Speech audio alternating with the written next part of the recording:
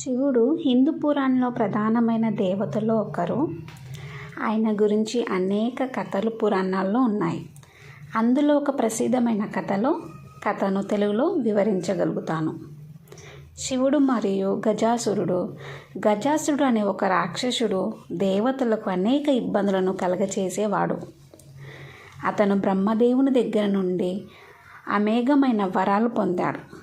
ఆ వరాల కారణంగా అతను ఎవరు అంతం చేయలేకపోయారు.